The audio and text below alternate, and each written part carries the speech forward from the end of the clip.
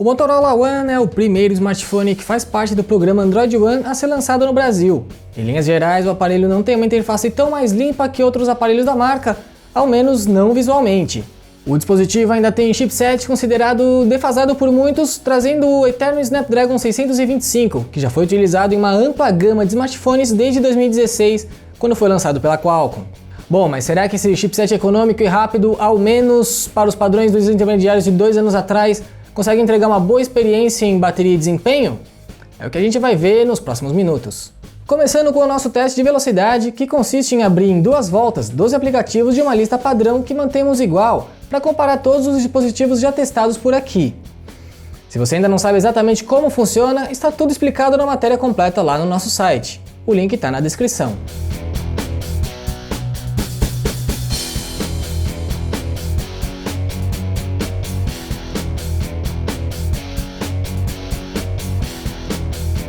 O Motorola One foi o aparelho com o Snapdragon 625 mais rápido nesse nosso teste.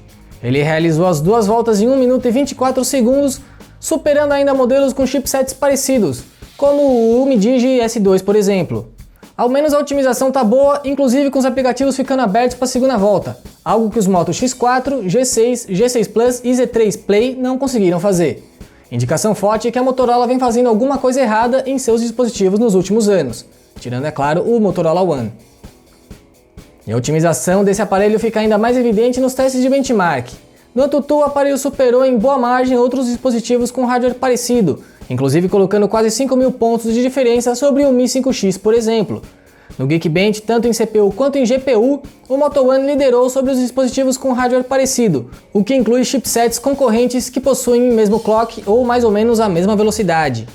Curiosamente, porém, o dispositivo da Motorola não ficou entre os melhores nem no resultado do 3D Mark e nem no GFX Bench, que analisam justamente a GPU.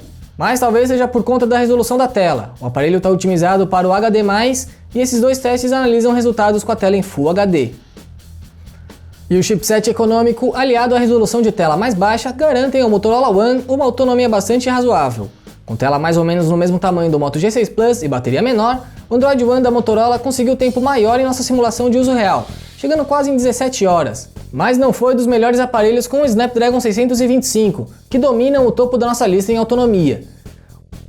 O tempo de reprodução de vídeo também não foi dos melhores comparado aos campeões de autonomia em nossa bancada. Lembrando que todos os aparelhos mostrados nesses gráficos agora possuem o Snapdragon 625 em seu interior. Isso se repete também em gravação de vídeo sempre em Full HD e em videochamadas no Skype. Mas é bom lembrar que nesses casos o tamanho da bateria e da tela influenciam bastante. Tirando o Moto Z3 Play, que apareceu em segundo na reprodução de vídeo, todos possuem bem mais bateria ou tela bem menor do que o Motorola One. Enfim, o tempo de recarga é um dos menores na comparação com os concorrentes, subindo de 0 até 100% em pouco mais de 1h30. Só perde para o Galaxy A5 2017, que também tem 3.000 mAh de carga.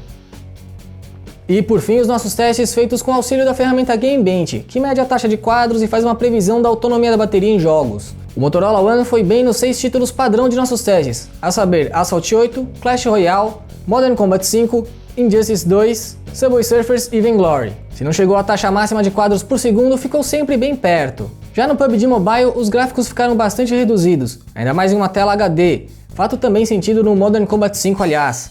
Até dá pra jogar, mas se você for um pouco exigente, já não vai gostar do resultado. A média de autonomia ficou perto das 7 horas, que é um pouco baixo também na comparação com outros aparelhos com hardware parecido. O Motorola One não foi mal em nossos testes de desempenho e bateria, considerando que é um aparelho intermediário. Mas há opções melhores com hardware parecido e que estão mais baratos, especialmente por serem lançamentos anteriores. A vantagem fica por conta das atualizações. O Moto One com certeza vai receber o Android que vem depois do pai, além de pacotes de segurança até pelo menos 2020. Se a sua prioridade são os updates, ao menos não vai perder tanto em relação à autonomia e nem ao desempenho, comparando com modelos próximos. Você concorda com essa avaliação? Conta pra gente aqui embaixo nos comentários. Aproveita para dar uma curtida aqui nesse vídeo e assinar o canal do Tudo Celular no YouTube. E corre para a descrição para ver link com oferta por esse aparelho e também a matéria completa em nosso site com mais detalhes. Eu sou Felipe Junqueira e encerro a transmissão. Um abraço e até a próxima.